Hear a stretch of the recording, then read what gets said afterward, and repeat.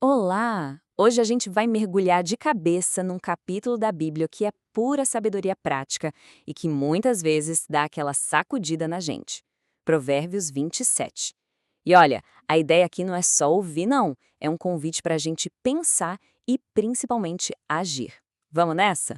O nosso ponto de partida é exatamente essa frase, que é parte de uma oração. A grande sacada é que saber por saber não adianta nada, né? A sabedoria de verdade é aquela que mexe com a gente, que nos transforma. Então, com essa mentalidade, vamos ver como esse texto nos desafia a mudar. Então, para começar, Provérbios 27 nos puxa para dentro. O primeiro grande tema é o nosso mundo interior. É sobre como a gente lida com o orgulho, com a imagem que temos de nós mesmos e com a necessidade de ter humildade. A sabedoria de verdade começa aí, dentro da gente. Vamos lá, vamos pensar nisso aqui. Esse versículo é um soco no estômago da nossa mania de achar que a gente controla tudo. Quantas vezes a gente faz planos com aquela certeza, quase uma arrogância, como se o futuro fosse nosso? A sabedoria aqui é: planeje, claro, mas com a humildade de quem sabe que o controle final não está nas nossas mãos. Agora, olha que interessante isso aqui. O texto fala pra gente deixar que os outros nos elogiem. Mas por quê? Porque essa necessidade de ficar se promovendo o tempo todo, na verdade, muitas vezes esconde uma baita insegurança.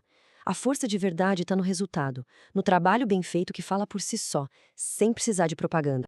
E aí a gente chega num ponto que é um verdadeiro teste de fogo para o nosso caráter. O versículo 21 diz que o elogio prova uma pessoa. Pensa bem, o elogio não é só um tapinha nas costas. Ele é um raio-x da alma. O jeito como a gente reage ao reconhecimento mostra se a gente está com o pé no chão ou se o orgulho já está subindo a cabeça. É um momento crucial de autoavaliação. Bom, depois desse mergulho interno, a sabedoria de Provérbios vira a chave e olha para fora, para os nossos relacionamentos. Vamos ver como isso funciona nas nossas amizades, com quem nos critica e com a nossa comunidade em geral. O versículo 4 fala da raiva e da fúria, mas diz que tem algo ainda pior, a inveja. E a grande arma da inveja é o silêncio. Ela cresce na comparação, quando a gente fica de olho na grama do vizinho em vez de cuidar do nosso próprio jardim. É um veneno que vai corroendo por dentro e que precisa ser encarado de frente. E essa é uma daquelas verdades que dão um nó na cabeça, mas que são geniais. Sabe aquele amor que passa a mão na cabeça para não criar climão? O texto chama isso de amor encoberto. A lealdade de verdade, segundo o provérbio, está na coragem daquele amigo que fala uma verdade dura, que fere, mas que faz isso para ajudar a gente a crescer. São as feridas que curam. Aí a aplicação prática é inevitável. A gente precisa se perguntar: será que existe espaço seguro nos meus relacionamentos para que a verdade seja dita? E, talvez mais importante, como eu recebo essa correção? Com um muro de defesa ou com o coração aberto para melhorar? Essa metáfora é simplesmente sensacional. Ela é a imagem perfeita de um relacionamento que gera crescimento. E pensa só, afiar não é um processo suave. Tem atrito, tem faísca, tem desafio. As melhores amizades não servem só para dar conforto, mas para nos tornar pessoas melhores, mais afiadas. Ok, com o nosso interior mais alinhado e as relações nos fortalecendo, o terceiro pilar é sobre botar a mão na massa. Como essa sabedoria toda vira ação de verdade? Ação prudente no nosso dia a dia?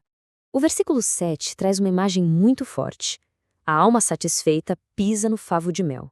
Ou seja, quando a gente está satisfeito demais, seja com grana ou na vida espiritual, a gente corre o risco de ficar indiferente, acomodado. O excesso de conforto pode matar a nossa fome de crescer e de buscar mais. E essa pergunta é para a gente se fazer com toda a sinceridade.